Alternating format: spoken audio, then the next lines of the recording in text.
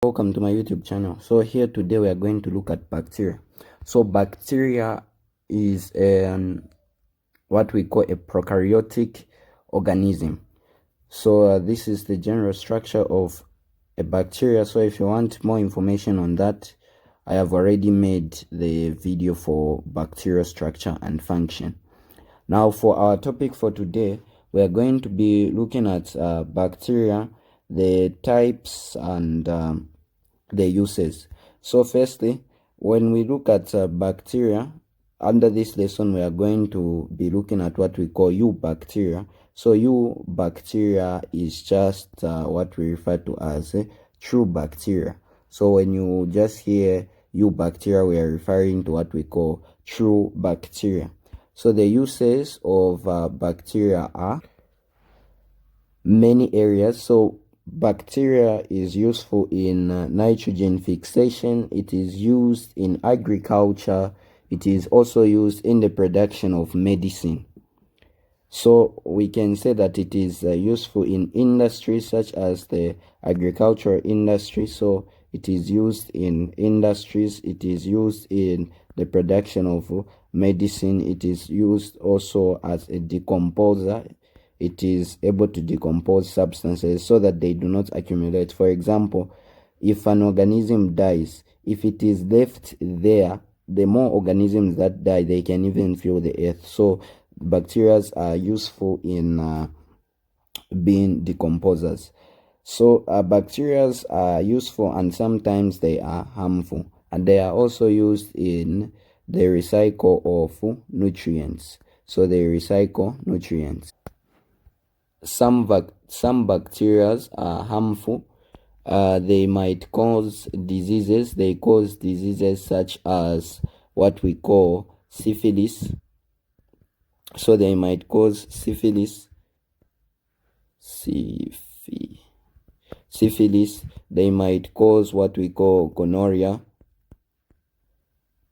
Others might cause what we call cholera. We are going to dive deeper into these, the ones that cause these diseases. So moving on, the classification of bacteria. So classification. So bacteria can be classified as either having or being gram positive or gram negative.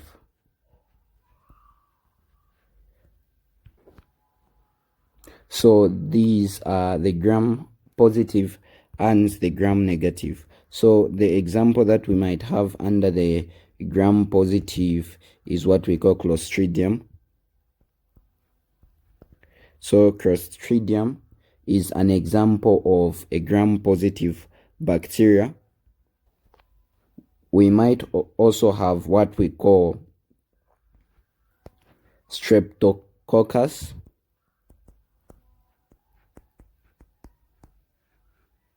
We might also have what we call Staphylococcus. So these are some of the examples of gram positive. Then when we look at the gram negative, we might have what we call E. coli. So E. coli is an example of a gram negative. So the E in E. coli stands for Escherichia. So Escherichia coli. So depending on your lecturer, you can just write E. coli. So that's the meaning. E stands for Escherichia coli.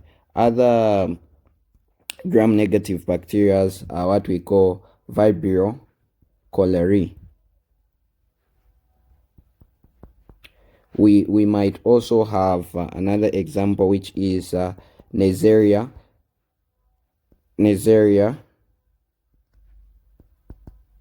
gonorrhea.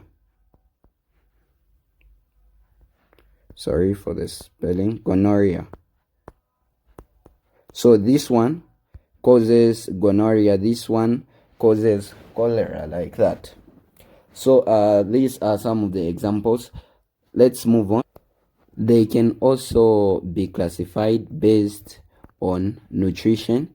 So based on nutrition, we have what we call parasitic bacteria. So these bacteria cause diseases, cause or harms the host by causing diseases. Then when we look at other things concerning the nutrition aspect, bacteria can also be what we call saprobic. So they can also be saprobic. Saprobic simply means to say they feed on dead decaying organisms, on dead decaying organisms. Now, finally, when we look at bacteria based on shape, this is where it now gets interesting. To begin with, let's talk about coccus. So coccus, just remember a circle. So these are spherical. So these are spherical in shape or circular in shape. So whichever, they are round or spherical. Let me just write it properly. Spherical, they are round or spherical. So now, these we might have coccus, or these are coccus. We might have streptococci, which means you have a lot of them joined. We have diplococci, where we have two. So this, an example that we might have is gonorrhea, Neisseria gonorrhoeae. Neisseria, that the thing we talked about, gonorrhea. So this one is the one that is even responsible for, so that just a spelling. This one is the one that is responsible for causing gonorrhea. So that is an example of cocci. So those are the things that you need to know. So what it does is that it attacks the gonorrhea, attacks the gonorrhea disease, attacks what we call, attacks the urethra. So the urethra is the passage for urine. So it is characterized by a yellow discharge. So it will attack the urine and the urethra, which is the tube where urine passes, and after that it starts feeding on it. So there is a yellow discharge. So let's move on to our next one. We also have what we call the bacilli or bacillus. So this means there are a lot. So we have the bacillus. So the bacillus is rod shaped. So this shape is not like that, but yeah. So this is what we call rod shaped. So these are rod shaped. So if you see diplo, meaning there are two like that, then strepto bacillus. So now these are rod shaped. Never forget the shape. So they are rod shaped, and they cause disease called anthrax. So they cause disease called anthrax. This mainly affects livestock, but it sometimes affects humans. Let's move on. So do not forget these diseases that I'm mentioning. So we have what we call vibrio. So vibrio is another type of a bacteria. So don't forget the shape. So as you can see, this looks like a comma. So the same comma that you write, you're writing the boy, comma girl, comma mother. So you can tell that the vibrio coleli, the vibrio looks like a comma. So these are what we call comma shaped. These are comma shaped bacteria, and the main thing that they cause is they cause cholera. The other one that we might, so if you look at this one, we have the vibrio cholerae. So this one is the one that is responsible for causing cholera. So that's an example. So this one causes cholera, don't forget. So this is the comma shaped vibrio cholerae, to be specific, but this is a vibrio. They have this shape. So these are filamentous bacteria. So filamentous bacteria, the shape description is that you are going to say they resemble long thread-like structure. Thread-like. So just as I have said, they have long thread-like structures. So this is as a result of they do not separate after division. So that's important. They do not separate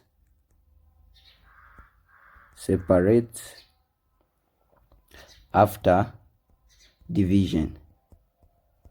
So that is mainly what we call filamentous bacteria. So generally these are harmless, but sometimes they cause disease. So you can just say generally harmless, and they are beneficial to soil. So to the soil, they are beneficial to the soil, though generally they are harmless. The last, first let's look at this one. We also have what we call stalk bacteria. So this stalk bacteria have got a structure which is called stalk. So these stalks help them attach to surfaces. So they help them attach to the surface.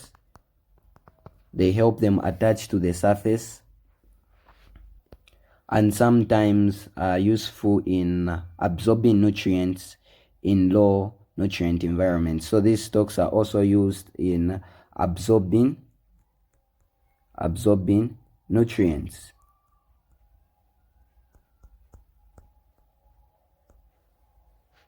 So I have zoomed the image too much, that's why it's looking like this, the handwriting. So let's go back to normal. So the other two bacteria that we are going to look at are, we have what we call spirillum bacteria.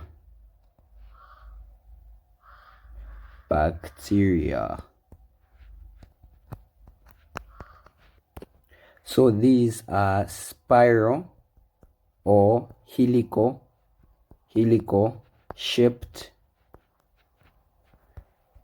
bacteria. So an helix is a structure that looks like something like this. So this is an helix like that. So these are what we call the spiral bacteria. So the example that we might have are spirillum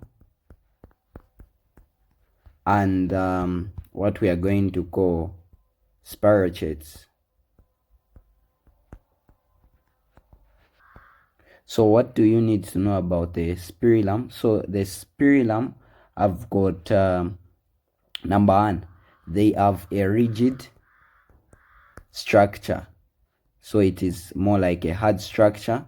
Then they have what we are going to call flagellum on both sides. So that is what we are going to call flagellum. So they will have the flagellum on both sides. So both of these are flagellum. So remember, they have a rigid structure. Number one, they have the flagellum on both sides. Last but not the least is the spirochetes, which are flexible. As you can even see the structure. So this is the spirochetes. So let's talk about it.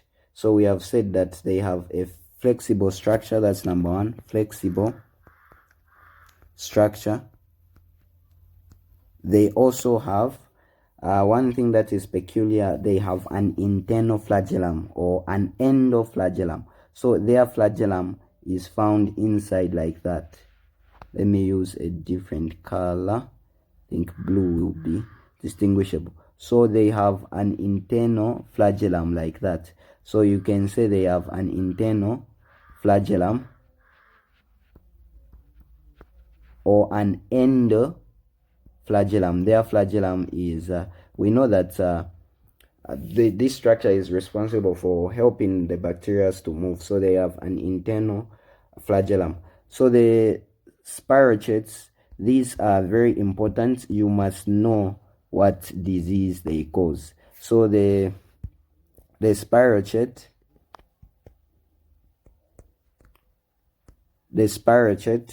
the disease that they cause is what we are going to call syphilis. Now let me not be, the example of a spirochete is Treponema